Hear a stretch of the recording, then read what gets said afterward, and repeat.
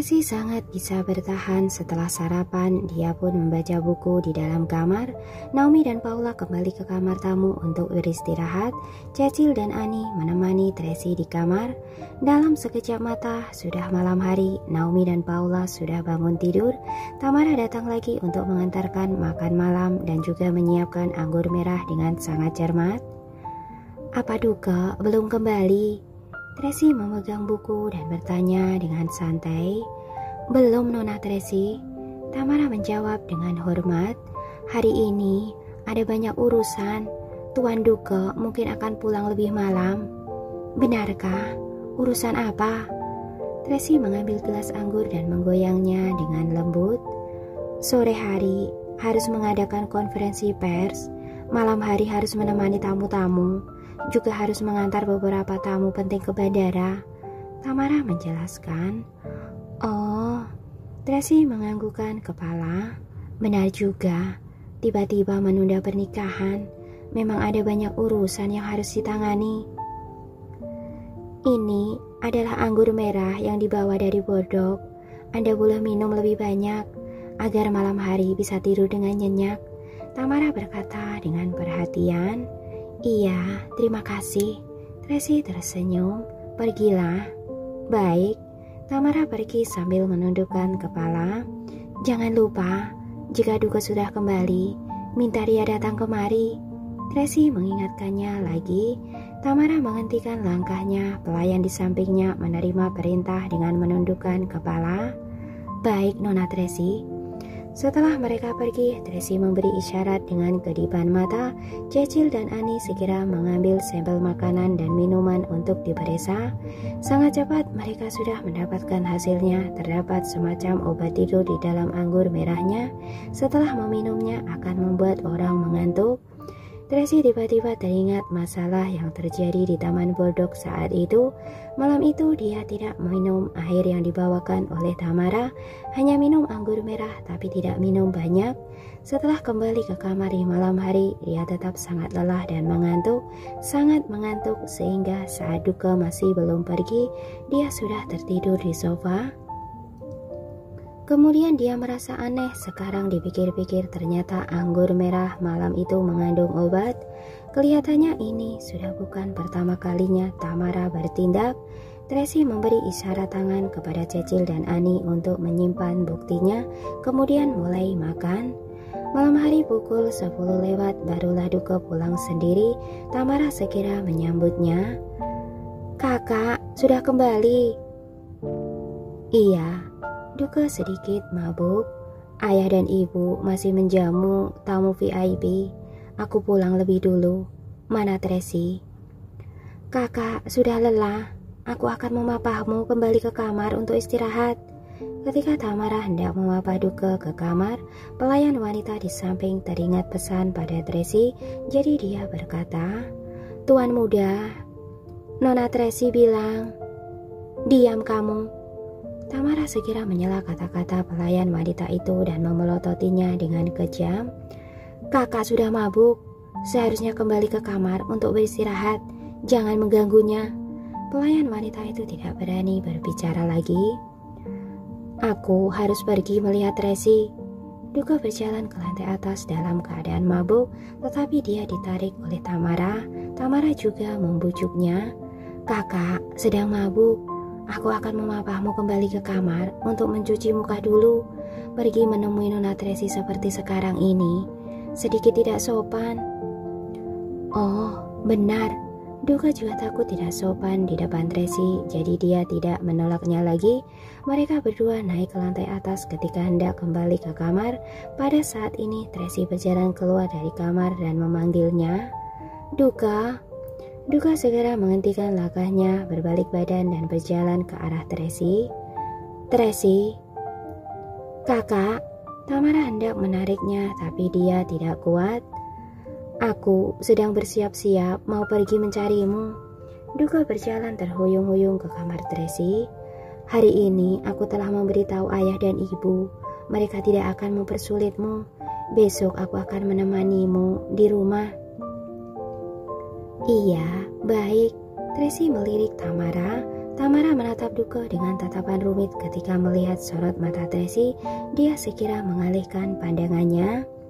Tracy, aku sangat merindukanmu. Di dalam kamar terdengar suara lembut Duka. Minum sedikit air dulu. Tracy menuangkan segelas air untuk Duka.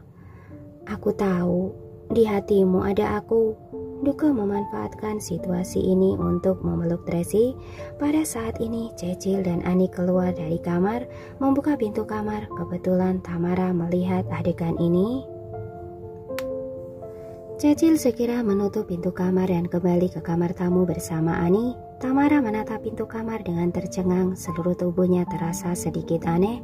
Sorotan matanya kacau, ekspresinya sangat panik dan tidak tenang. Kak Tamara, ada apa denganmu? Pelayan wanita yang ada di sampingnya bertanya dengan penasaran. Menyebalkan. Tamara mengepalkan tangannya dengan erat. Ada kebencian yang tidak bisa disembunyikan di dalam matanya, tetapi dia menahan emosinya dengan sangat cepat dan memerintah pelayan. Tuan muda Duka terlalu banyak minum. Cepat siapkan teh untuk meredakan mabuknya. Baik. Pelayan wanita itu segera pergi menyiapkannya. Hanya tersisa Tamara seorang di luar pintu. Dia melihat-lihat ke sekeliling, kemudian menempel di pintu untuk mendengar gerakan di dalam kamar. Yang mereka bicarakan, dia tidak bisa mendengarkannya dengan jelas. Namun suara Duka seperti terengah-engah.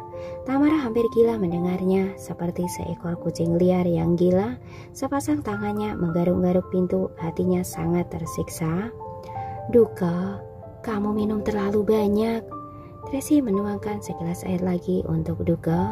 Minum air lebih banyak, istirahat sebentar. Tidak mau minum lagi, perutku kembung. Duka bersandar di sofa dengan lelah. Dia menceritakan masalah hari ini pada Tracy. Aku sungguh tidak menyangka ayah dan ibu akan membatalkan pernikahan, juga memaksaku untuk menjelaskan masalah ini di konferensi pers. Hanya menghadapi wartawan-wartawan itu saja sudah membuatku cukup lelah. Malam hari juga harus menjamu tamu-tamu itu, bersulang dengan mereka satu persatu dan menjelaskan bahwa El sedang sibuk dengan urusan bisnis akhir-akhir ini. Kamu juga sedang sakit, jadi harus menunda pernikahan. Banyak tamu tidak banyak bertanya, hanya berpesan padaku untuk menjagamu dengan baik dan berharap kamu lekas sembuh. Sebenarnya hati mereka tahu dengan jelas. Setiap orang sangat jelas, tapi mereka malah berakting. Rasanya sangat munafik. Duka mengucapkan kata-kata ini. Dia sangat lelah. Tracy menatapnya dengan tatapan rumit. Suasana hatinya benar-benar sangat rumit. Tidak peduli masa lalu atau sekarang, Duka selalu mempertahankan hati yang polos dan tidak pernah berubah. Sampai sekarang dia masih dengan polos mengira bahwa orang yang tidur dengannya sebanyak 2 kali itu adalah Tracy. Tidak peduli bagaimana Tracy menolaknya dengan dingin, dia masih terus berusaha untuk mempertahankan hubungan ini. Jika dia tahu yang sebenarnya, tidak tahu dia akan menjadi gila seperti apa. Tracy tidak berani memikirkannya. Tracy, kenapa kamu diam saja? Duka menarik tangan Tracy dan menatapnya dengan bodoh. Kamu jangan takut, aku akan melindungimu. Tidak peduli apa kata ayah dan ibuku, aku tidak akan membatalkan pernikahan ini. Kamu sudah menjadi milikku, aku akan bertanggung jawab padamu. Duka. Tracy menatapnya dengan tatapan rumit, membuka mulutnya dan sangat ingin mengatakan yang sebenarnya, tetapi dia tidak bisa mengucapkannya. Tracy, sebenarnya masih ada satu hal lagi. Aku ragu-ragu dalam waktu yang lama. Tidak tahu apakah harus memberitahumu. Duka ragu-ragu sejenak dan berkata dengan suara rendah, hari ini, ayah dan ibuku pergi menemui Daniel. Mereka pergi memohon damai padanya. Hatiku sungguh. Setelah mengatakan ini, Duka menundukkan kepala dengan rendah hati, mengepalkan kedua tangannya dengan erat. Jelas-jelas, dialah yang bersalah padaku. Dialah yang menindasku. Ayah dan ibuku bahkan tidak bisa melindungiku, malah pergi memohon damai padanya. Hanya karena dia memiliki kekayaan dan kekuasaan besar, punya banyak trik, mereka takut dia akan balas dendam padaku, jadi tidak mempedulikan perasaanku.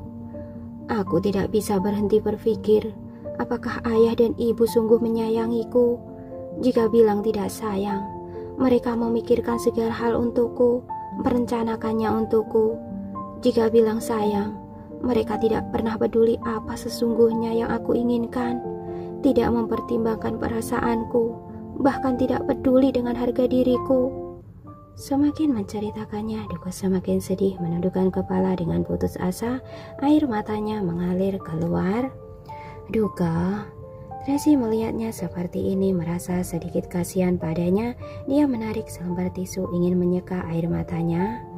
Tracy, Duka menggenggam tangannya dengan erat dan menariknya ke dalam pelukannya. Apa kamu tahu? Kamu adalah satu-satunya harapan di dalam hatiku.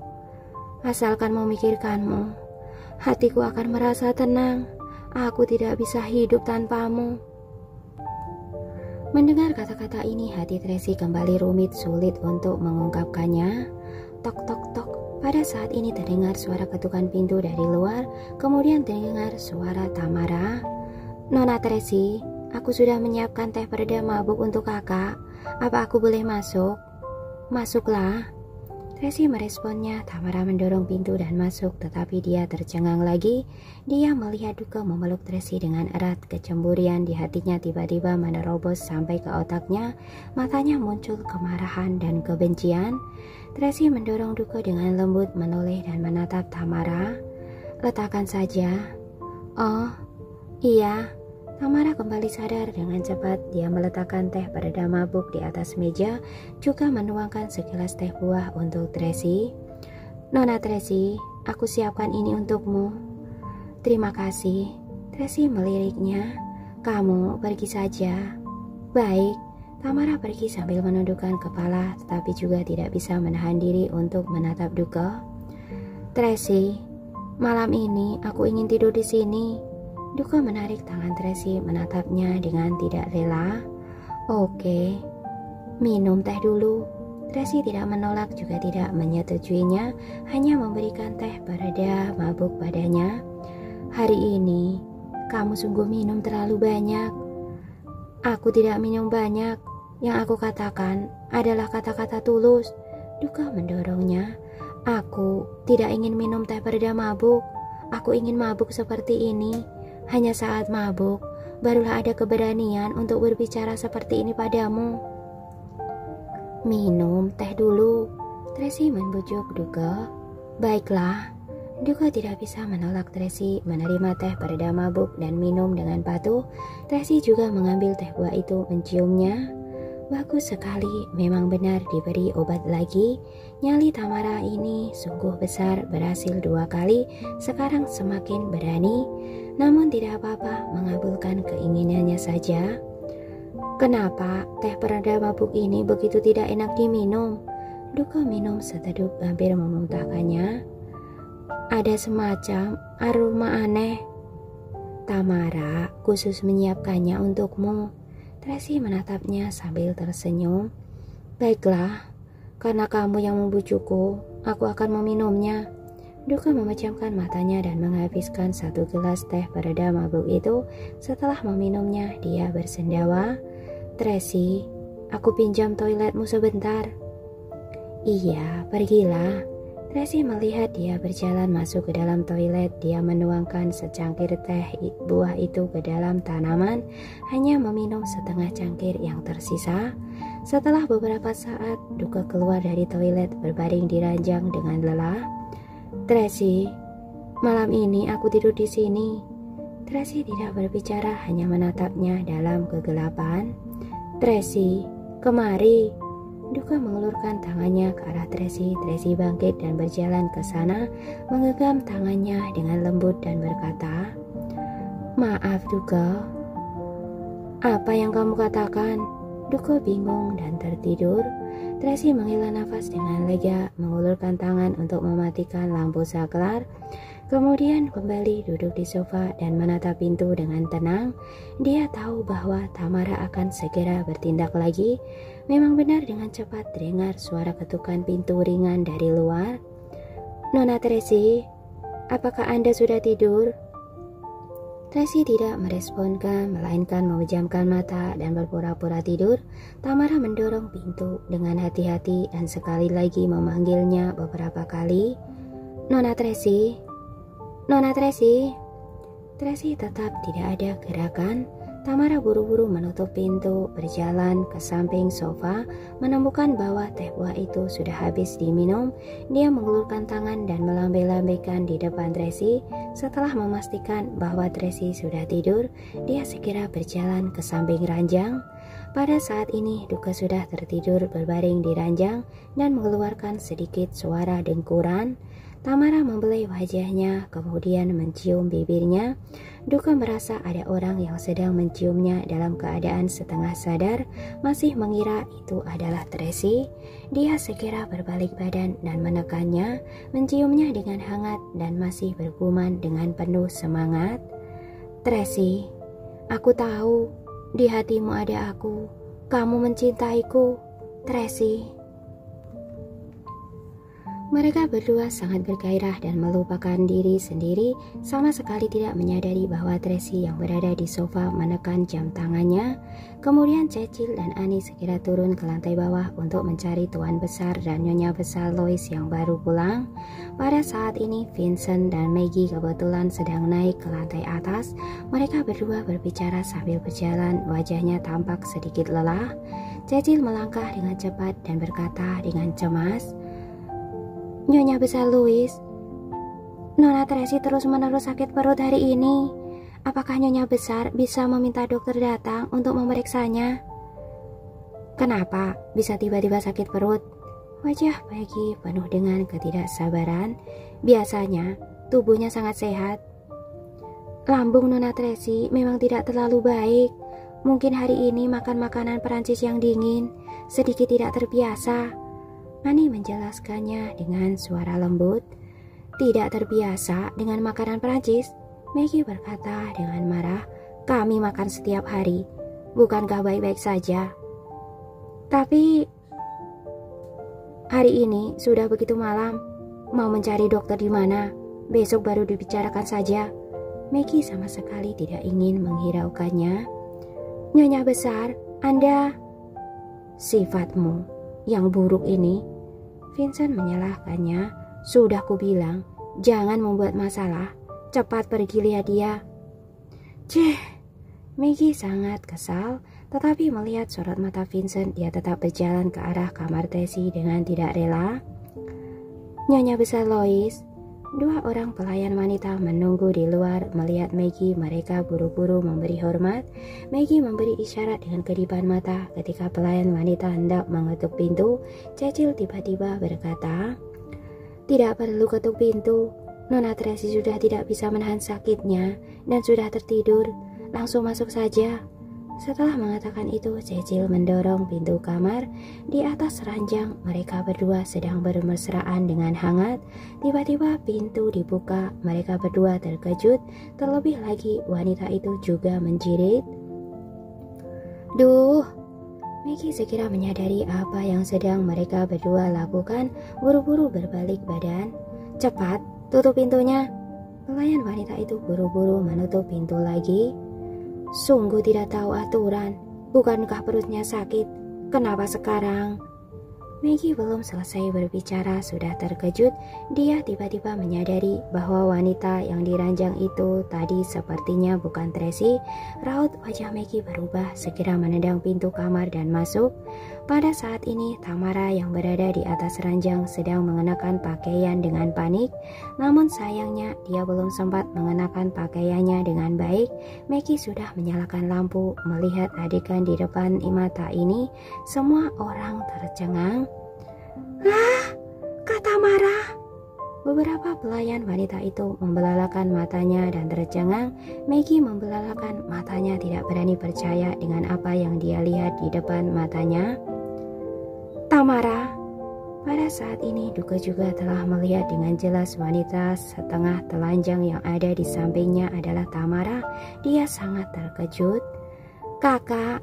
Tamara buru-buru pergi memapah Duga, tetapi Duga malah mendorongnya seperti telah melihat hantu dan berteriak dengan marah. "Apa yang terjadi? Kenapa bisa begini?" "Kakak, aku..." "Tutup pintu, bubarkan orang-orang di luar yang tidak berkepentingan." Maggie cemberut bagaikan cuaca sebelum hujan badai. Pelayan wanita buru-buru menutup pintu. Pada saat ini, Naomi dan Paula sudah masuk ke dalam. Mereka berdua berjalan ke samping sofa dengan cepat, menepuk-nepuk Tracy dengan lembut. Nona Tracy, bangunlah." "Apa yang terjadi? Kenapa ada gerakan begitu besar pun tidak membangunkannya?" Naomi bertanya dengan cemas. "Apa telah diberi obat oleh orang?" Paula mengambil sedikit air dan mencipratkannya ke wajah Tracy. Tracy perlahan-lahan bangun. Maggie melirik Tracy lalu mengalihkan tatapannya pada Tamara. "Kamu, jelaskan padaku, apa sebenarnya yang terjadi?" Aku...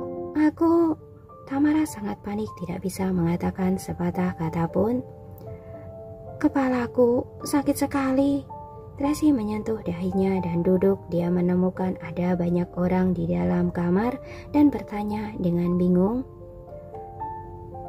"Apa yang terjadi?"